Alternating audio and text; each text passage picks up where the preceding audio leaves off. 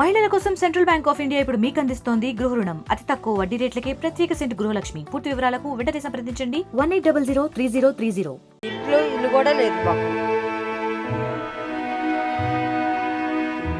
12 రోజులుగా విజయవాడ నగరంలో ఉన్నటువంటి సింగనగర్ కాలనీతో పాటు రాజరాజేశ్వరి ఓల్డ్పేట ఇతర ప్రాంతాలన్నీ కూడా వరద ప్రభావానికి లోనై ఇప్పుడిప్పుడే తేరుకున్నటువంటి పరిస్థితి అయితే కనిపిస్తుంది. ఎక్కడికెక్కడ స్వచ్ఛంద సంస్థలతో పాటు ప్రజా సంఘాలు, విద్యార్థి సంఘాలు పెద్ద ఎత్తున సహాయక చర్యలు చేపడుతున్నాయి. మరోవైపు ప్రభుత్వం ఆ వైపు కూడా పెద్ద ఎత్తున నిత్యావసర సరుకులు పంపిణీ చేయడంతో పాటు ఇతర కావాల్సినటువంటి సరుకులన్నీ కూడా అందించేటువంటి ప్రక్రియ అయితే కొనసాగుతుంది. మరి ఆకలితో ఉన్నటువంటి వారందరికీ అన్నం వడ్డించేందుకు సిద్ధమవుతున్నారు. ఎస్ఎఫ్ఐ విద్యార్థి సంఘం ఆధ్వర్యంలో సుమారుగా ఈ రాష్ట్ర వ్యాప్తంగా ఉన్నటువంటి విద్యార్థులు ఎస్ఎఫ్ఐ కార్యకర్తలందరూ కూడా తీసుకొచ్చి ఈ ప్రాంతంలో ఉన్నటువంటి వరద బాధితులను ఆదుకునేటువంటి ప్రయత్నం చేస్తున్నారు. మనతో మాట్లాడడానికి ఆ రాష్ట్ర కార్యదర్శి ఉన్నారు. సార్ చెప్పండి, ఈ వరద ప్రాంతాల్లో ఎలాంటి సిచ్యువేషన్ ఉంది, ఎన్ని రోజుల నుంచి మీ సహాయ కార్యక్రమం? ఇది 9వ రోజు. ఎస్ఎఫ్ఐ డివైఎఫ్ఐ కార్యకర్తలు గత 9 రోజులుగా సహాయ కార్యక్రమాల్లో, సేవా కార్యక్రమాల్లో ప్రజలకు అందిస్తామన్నారు. ముఖ్యంగా గత 8 రోజుల నుంచి మంచినీళ్ళు, ఆహారం, పాల ప్యాకెట్లు ఇట్లా అనేక మంది ప్రజలకి అనేక ప్రాంతాల్లో దాదాపు 200 మంది ఎస్ఎఫ్ఐ డివైఎఫ్ఐ కార్యకర్తలు వరద ప్రాంతాల్లోకి తిరిగి ఇంటింటికి వెళ్ళి సహాయ కార్యక్రమాలు, సేవా కార్యక్రమాలు చేపట్టడం జరుగుతూ ఉంది. గత 3 రోజుల నుంచి 4 కేంద్రాలుగా భోజనం వండి అందించేటువంటి పని కూడా ఎస్ఎఫ్ఐ డివైఎఫ్ఐ కార్యకర్తలు చేపట్టడం జరుగుతుంది. RR Rajarajeswaripeta, Vambay colony, pipe road centre, అట్లాగే సింగనగర్ సెంటర్లో కూడా ఈ 4 సెంటర్లో భోజనం వడ్డించి పెట్టించేటువంటి పని ఎస్ఎఫ్ఐ డివైఎఫ్ఐ కార్యకర్తలు చేపడతా ఉన్నారు.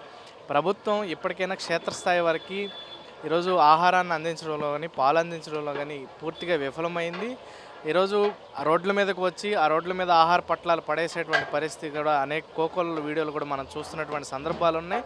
ప్రభుత్వం ఎప్పటికైనా తక్షణ సహాయం చేయాల్సినటువంటి సహాయ చర్యలు వెంటనే చేపట్టాలని ఎస్ఎఫ్ఐ కోరుతా ఉన్నాం. ఇప్పటికీ 2 టీములుగా ఏర్పడి దాదాపు 1400 మందితో వాళ్ళు ఏదైతే ఆస్తి నష్టం జరిగిందో ఆస్తి నష్టాన్ని అంచనా వేయడానికి ప్రభుత్వం ఏర్పాటు చేసింది. ఎస్ఎఫ్ఐగా మేము కోరుతుంది అంటే ఎంతైతే ఆస్తి నష్టం జరిగిందో ఆ ఆస్తి నష్టాన్ని అంచనా వేసి నష్టపరిహారం అందించాలని ఎస్ఎఫ్ఐ కోరుతా ఉంది. అట్లనే వాళ్ళ పాఠ్య పుస్తకాలు, రకరకాల పుస్తకాలు, వాళ్ళు చదువుకునేటువంటి పుస్తకాలు, అట్లాగే వాళ్ళు సంపాదించుకున్నటువంటి సర్టిఫికేట్స్ కూడా ఈ వరదల్లో తడిసిపోయి పాడైపోయినటువంటి దృశ్యాలు కూడా మేము చూసాము. కాబట్టి ప్రభుత్వం వెంటనే ఈ వరద ప్రాంతాలన్నింటిలో కూడా ఎవరైతే విద్యార్థులు సర్టిఫికేట్స్ కోల్పోయారో వాళ్ళకు ఒక స్పెషల్ డ్రైవ్గా పెట్టి వాళ్ళ సర్టిఫికేట్స్ ఇప్పించే విధంగా ప్రభుత్వం కృషి చేయాలని కోరుతా ఉన్నాం. పూర్తి ఫీజుని ఈ ప్రాంతాల్లో చదువుకునేటువంటి విద్యార్థులు యొక్క పూర్తి ఫీజును కూడా రద్దు చేయాలని ఎస్ఎఫ్ఐ కోరుతా ఉంది. వాళ్ళ పాఠ్య పుస్తకాలు, అది ప్రైవేట్ స్కూలా, ప్రభుత్వ స్కూలా, ఏ స్కూల్ అయినా కావచ్చు, ఏ కళాశాల అయినా కావచ్చు, ఆ విద్యా సంస్థలో చదువుకునేటువంటి విద్యార్థులకి పూర్తిగా పాఠ్యపుస్తకాలు ఇప్పించే విధంగా ప్రభుత్వం కృషి చేయాలని కూడా ఎస్ఎఫ్ఐ డివైఎఫ్ఐ డిమాండ్ చేస్తూ ఉన్నాం. మరోవైపు ప్రైవేటు పాఠశాలలు పెద్ద ఎత్తున ఫీజులు వసూలు చేసేటువంటి పరిస్థితి ఉంది. ఈ ప్రాంతాల్లో ఉన్నటువంటి ప్రైవేట్ పాఠశాలల పరిస్థితి ఏంటి?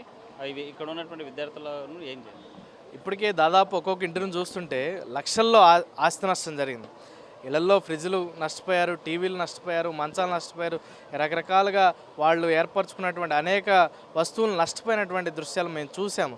కాబట్టి ఈ ప్రాంతంలో వరద ప్రాంతాలు, ఈ సింగనగర్ కావచ్చు, పైపు రోడ్ కావచ్చు, రాజరాజేశ్వరిపేట కావచ్చు, వాంబాయి కాలనీ కావచ్చు, పక్కనే ఉన్నటువంటి గన్నవరం కావచ్చు, ఇటు ఇబ్రహీంపట్నం కావచ్చు, ఈ ప్రాంతాలన్నింటిలో కూడా ఎవరైతే నష్టపోయారో వరద ప్రాంతాల్లో విద్యార్థులకి ప్రత్యేకంగా ప్రైవేట్ కాలేజీల్లో చదువుతున్నటువంటి విద్యార్థులకి పూర్తిగా ఫీజులు రద్దు చేయాలని ఎస్ఎఫ్ఐ కోరుతా ఉంది. ప్రభుత్వం ఆ ఫీజును బరాయించి ప్రైవేట్ కాలేజీకి ఇచ్చే విధంగా ప్రభుత్వం కృషి చేయాలని కూడా ఎస్ఎఫ్ఐ కోరుతుంది. మరో కార్యకర్త ఉన్నారు, చెప్పండి మేడం, మీరు ఎక్కడి నుంచి వచ్చారు, ఎన్ని రోజుల నుంచి ఈ సేవ కార్యక్రమం? మేము ఇక్కడ లోకల్ ఆర్ఆర్పేటలోనే ఉంటాము. మా ఇల్లు కూడా మొత్తం మునిగిపోయిన పరిస్థితి. కానీ ఈ ఎస్ఎఫ్ఐ డివైఎఫ్ఐ చేస్తున్న వాటిలో మేము కూడా కార్యకర్తలం కాబట్టి దీంట్లో సేవా కార్యక్రమాలు అనేవి కొనసాగిస్తూ ఉన్నాము. అలాగే ఈ ప్రాంతంలో 2 గవర్నమెంట్ స్కూల్స్ ఉన్నాయి. ఒకటి హై స్కూలు, ఒకటి ప్రైమరీ స్కూలు. ఈ 2 స్కూళ్ళు కూడా మునిగిపోయిన పరిస్థితి ఉంది. ఆ స్కూల్ని కూడా మరమ్మతు చేసి ఇక్కడ ఆ స్కూల్లో చదువుకుంటున్న విద్యార్థులకి వెంటనే పాఠ్యపుస్తకాలు కానీ, సర్టిఫికెట్లు కానీ ఇవన్నీ కోల్పోయిన విద్యార్థులకి అందించాలని మేము కోరుకుంటున్నాం. 11 రోజులుగా ఈ ప్రాంతంలో ఎలాంటి సిచ్యువేషన్ చూశారు స్థానికులుగా? 11 రోజులుగా ఇక్కడ క్షేత్రస్థాయిలో హెల్ప్ జరగలేదు. మెయిన్ రోడ్డు మీద ట్రాక్టర్లు వచ్చి అవి కూడా నీళ్లు తగ్గిపోయాక ట్రాక్టర్లు వచ్చి ఫుడ్ పంపిణీ చేశారు. కానీ సందుల్లో ఎవరైతే జనాలు ఉన్నారో సందుల్లో పీకల లోతు నీళ్ళ నుంచి వాళ్ళు మెయిన్ రోడ్ల మీదకి రాలేని పరిస్థితి.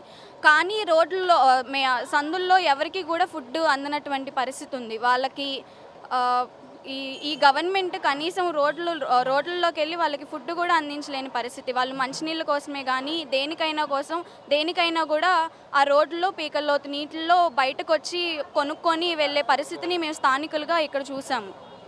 మనం చూస్తున్నాము మామూలుగా ఇప్పటి వరకు స్వచ్ఛంద సంస్థలన్నీ కూడా ఎక్కడో ఆహారం వండి తీసుకొచ్చి పంపిణీ చేసేటువంటి కార్యక్రమం చేస్తారు. అయితే సుదూర ప్రాంతాల నుంచి తీసుకొచ్చినటువంటి అంటే తెల్లవారుజామున 3 గంటలకి 4 గంటలకి వంట వండి తీసుకొచ్చినటువంటి ఆహారపు ఈ వస్తువులన్నీ ఈ ఆహార పొట్లాలన్నీ కూడా పాడైనటువంటి పరిస్థితి ఉంది, తినలేనటువంటి పరిస్థితి ఉన్నటువంటి నేపథ్యంలో ఎస్ఎఫ్ఐ డివైఎఫ్ఐ విద్యార్థులు ఏ ప్రాంతాల్లో అయితే బాధితులు ఉన్నారో ఆ ప్రాంతాల్లోనే చక్కటి భోజనాన్ని వండి వేడివేడిగా వడ్డించేందుకు ఈ ప్రాంతాల్లో వరద ప్రభావిత ప్రాంతాలు ఏవైతే ఉన్నాయో వాంబే కాలనీ కావచ్చు, ఇక్కడ సింగ్ నగర్ కాలనీ కావచ్చు, ఆర్ఆర్ పేట ఇలాంటి ప్రాంతాల్లో 5-6 సెంటర్స్ పెట్టి ఎప్పటికప్పుడు పూటకి వేడివేడి భోజనాలు వడ్డించేటువంటి ప్రక్రియ అయితే కొనసాగుతుంది. విద్యార్థులు సంఘంగా కోరేటువంటి ఏవైతే డిమాండ్స్ ఉన్నాయో సర్టిఫికేట్స్ కానీ లేకపోతే వాళ్ళకి కావాల్సిన పాఠ్యపుస్తకాలు కానీ ఫీజుల మాఫీ అంశాన్ని ప్రభుత్వం ఆలోచించాల్సినటువంటి అవసరం ఉందని కోరేటువంటి పరిస్థితి. మరిన్ని వీడియోస్ కోసం ఛానల్ ని సబ్స్క్రైబ్ చేయండి, లేటెస్ట్ అప్డేట్స్ కోసం వాట్సాప్ ఛానల్ ని ఫాలో చేయండి అండ్ లింక్ డిస్క్రిప్షన్ లో ఉంది.